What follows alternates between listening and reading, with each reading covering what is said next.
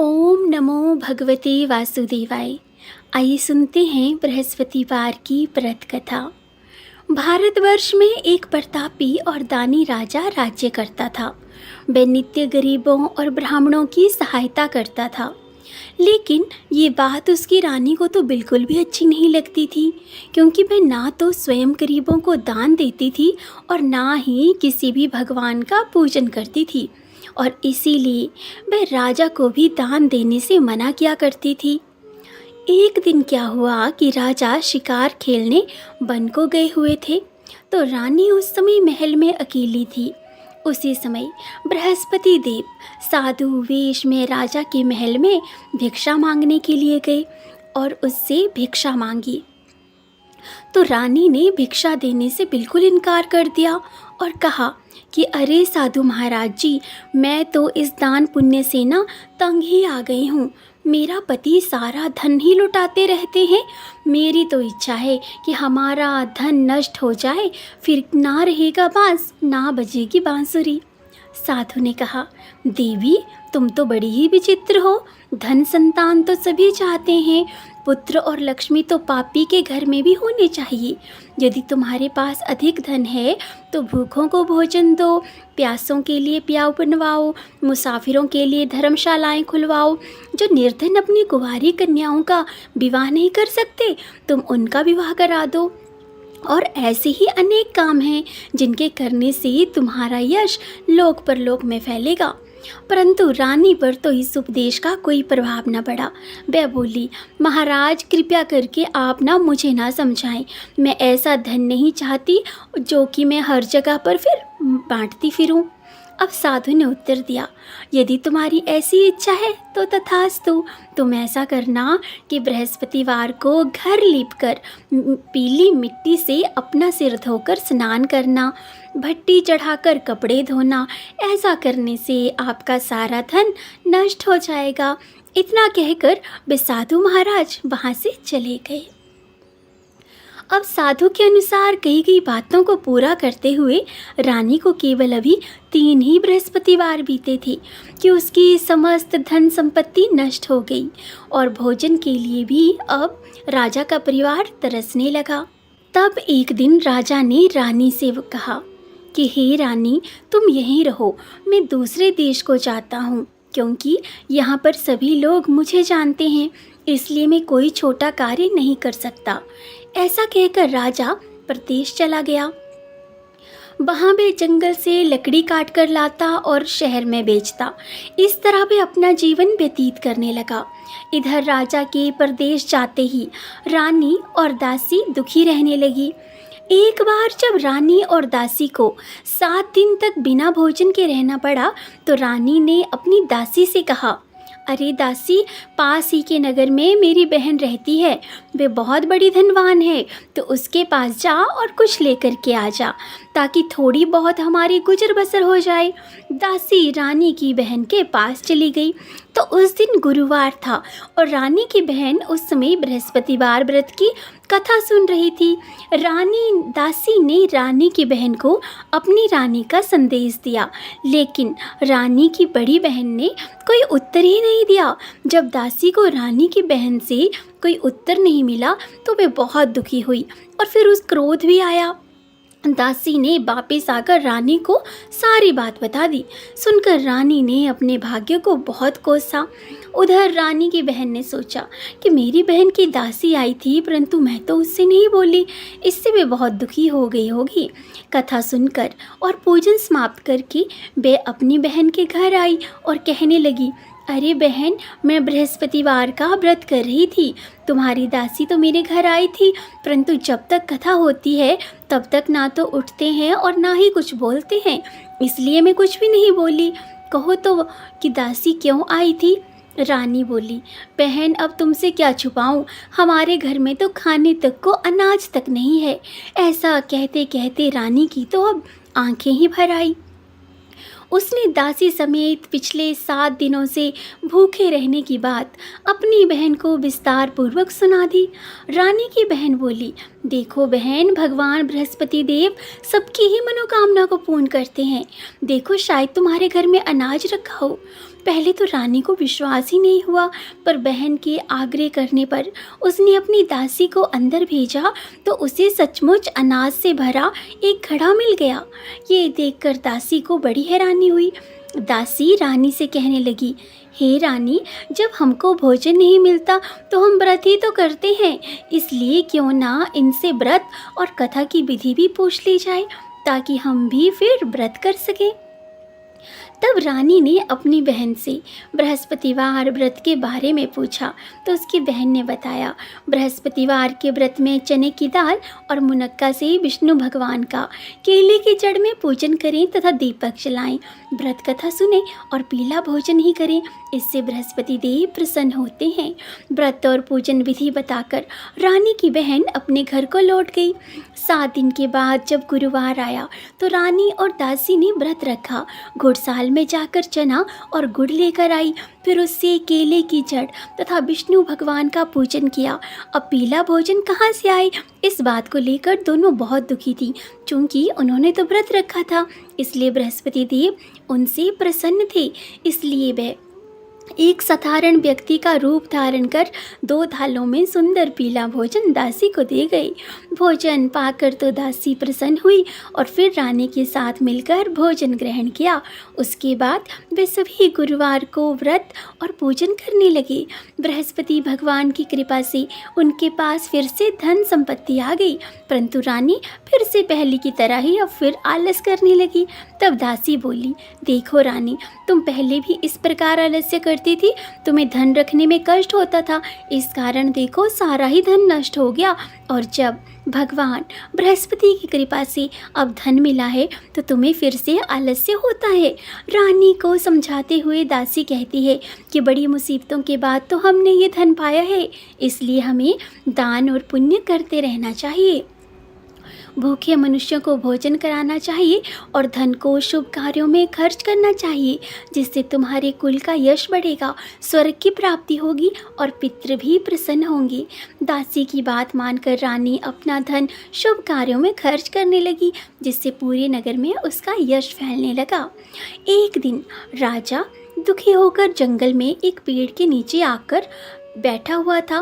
वे अपनी दशा को याद करके व्याकुल होने लगा। बृहस्पतिवार का दिन था। एकाएक उसने देखा कि निर्जन वन में एक साधु प्रकट हुए। वे साधु वेश में स्वयं बृहस्पति देवता थे। लकड़हारे के सामने आकर बोले, हे लकड़हारे, इस सुनसान जंगल में तो चिंता मगन आखिर क्यों बैठा है? लकड़हारे ने दोनों हाथ जोड़कर प्रणाम किया और उत्तर दिया, महात्मा जी, आप सब कुछ जानते हैं, अब मैं क्या कहूँ। ये कहकर रोने लगा और साधु को अपनी सारी कथा सुना दी। महात्मा जी ने कहा, तुम्हारी स्त्री ने बृहस्पति के दिन बृहस्पति भगवान का निरादर किया है, जिसके कारण रुष्ट होकर उन्होंने तुम्हारी ये दशा कर दी। अब तुम चिंता को दूर करके मेरे कहने पर चलो, जो तुम्हारे सब कष्ट दूर हो जाएंगे और भगवान पहले से भी अधिक संपत्ति देंगे। तुम बृहस्पति के दिन कथा किया करो, 2 पैसे के चने मुनक्का लाकर उनका प्रसाद बनाओ और शुद्ध जल से लोटे में शक्कर मिलाकर अमृत तैयार करो। कथा के पश्चात अपने सारे परिवार और सुनने वाले प्रेमियों में अमृत व प्रसाद बांटकर आप भी ग्रहण करो। ऐसा करने से भगवान तुम्हारी सभी मनोकामनाएं पूरी करेंगे। साधु के ऐसे वचन सुनकर लकड़हारा बोला, हे प्रभु, मुझे लकड़ी बेचकर इतना पैसा नहीं मिलता जिससे भोजन के उपरांत कुछ बचा सकूं। मैंने रात्रि में अपनी स्त्री को व्याकुल देखा है, मेरे पास भी कुछ नहीं जिससे मैं उसकी खबर मांग सकूं। साधु ने कहा, हे लकड़हारे, तुम किसी बात की चिंता मत करो। बृहस्पति के दिन तुम रोजाना की तरह लकड़ियां लेकर शहर को आओ। तुमको रोज से दुगना धन प्राप्त होगा, जिससे तुम भली ही भांति भोजन कर लोगे तथा बृहस्पति देव की पूजा का सामान भी आ जाएगा। इतना कहकर साधु अंतर्ध्यान हो गए। धीरे धीरे समय व्यतीत होने पर फिर वही बृहस्पतिवार का दिन आया। लकड़हारा जंगल से लकड़ी काटकर किसी शहर में बेचने गया। उसे उस दिन और दिन से भी अधिक ज़्यादा पैसा मिला। राजा ने चना गुड़ आदि लाकर गुरुवार का व्रत किया। उस दिन से उसके सभी क्लेश दूर हुए। परंतु जब दोबारा गुरुवार का दिन आया तो बृहस्पतिवार का वे व्रत करना ही भूल गया, जिसके कारण बृहस्पति भगवान उससे नाराज हो गए। उस दिन उस नगर के राजा ने विशाल यज्ञ का आयोजन किया तथा शहर में ये घोषणा करा दी कि कोई भी मनुष्य अपने घर में भोजन न बनावे, न आग जलावे। समस्त जनता मेरे यहाँ भोजन करने आए। इस आज्ञा को जो न मानेगा उसे फांसी की सजा दी जाएगी। इस तरह की घोषणा संपूर्ण नगर में करवा दी गई। राजा की आज्ञा अनुसार शहर के सभी लोग भोजन करने गए, लेकिन लकड़हारा कुछ देर से पहुंचा, इसलिए राजा उसको अपने साथ घर ले गया और ले जाकर भोजन करा रहे थे तो रानी की दृष्टि उस खूंटी पर पड़ी जिस पर उसका हार लटका हुआ था। वे वहां पर दिखाई नहीं दिया। रानी ने निश्चय किया कि मेरा हार तो इसी मनुष्य ने चुरा लिया है। उसी समय सिपाहियों को बुलाकर उसको कारागार में डलवा दिया। जब लकड़हारा कारागार में गया और बहुत दुखी होकर विचार करने लगा कि ना जाने कौन से पूर्व जन्म के कर्म से आज मुझे ये दुख प्राप्त हुआ है, और उसी साधु को फिर याद करने लगा जो कि उसे जंगल में मिले थे। उसी समय तत्काल बृहस्पति देव साधु के रूप में प्रकट हुए और उसकी दशा को देखकर कहने लगे, अरे मूर्ख, तूने बृहस्पति देव की कथा नहीं करी, इस कारण तुझे दुख प्राप्त हुआ है। अब चिंता मत कर, बृहस्पतिवार के दिन कारागार के दरवाजे पर 4 पैसे पड़े मिलेंगे, उनसे तू बृहस्पति देव की पूजा करना, तेरे सभी कष्ट दूर हो जाएंगे।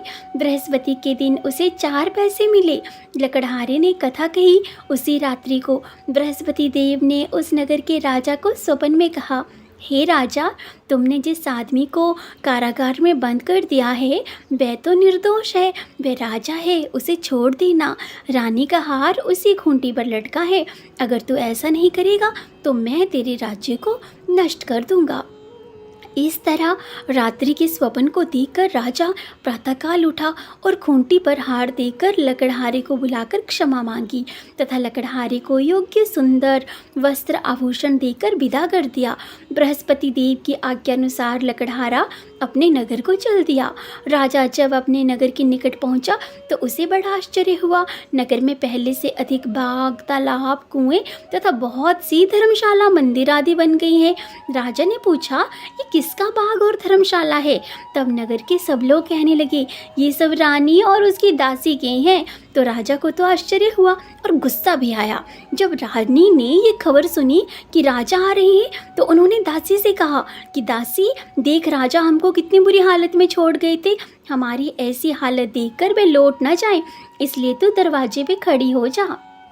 आज्ञानुसार दासी दरवाजे पर खड़ी हो गई। राजा आए तो उन्हें अपने साथ लिवा लाई।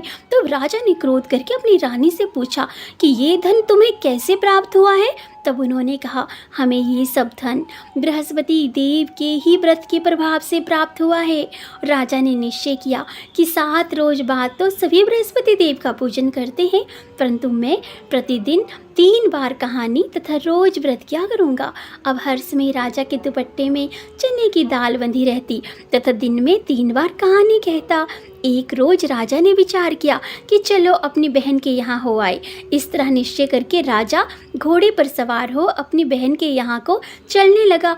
मार्ग में उसने देखा कि कुछ आदमी एक मुर्दे को लिए जा रहे हैं।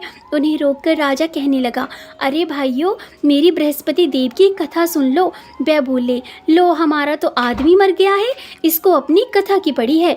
परंतु कुछ आदमी बोले, अच्छा कहो, हम तुम्हारी कथा भी सुनेंगे। राजा ने दाल निकाली और जब कथा अभी आधी हुई थी कि मुर्दा हिलने लग गया, और जब कथा समाप्त हो गई तो राम राम करके मनुष्य उठकर खड़ा हो गया। आगे मार्ग में उसे एक किसान खेत में हल चलाता मिला। राजा ने उसे देखा और उससे बोला, अरे भैया, तुम मेरी बृहस्पतिवार की कथा सुन लो।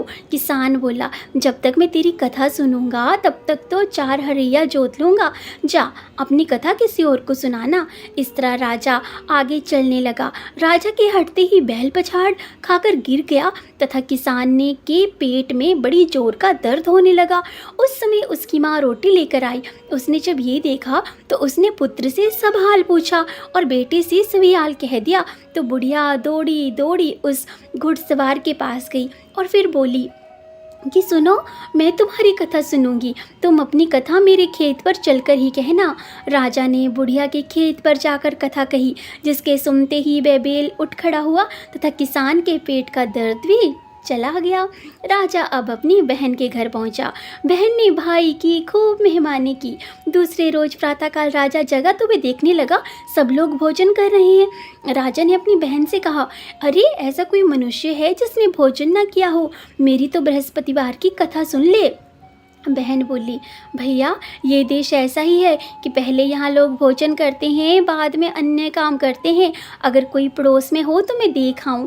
वह ऐसा कहकर देखने चली गई, परंतु उसे तो कोई ऐसा व्यक्ति नहीं मिला जिसने भोजन ना किया हो।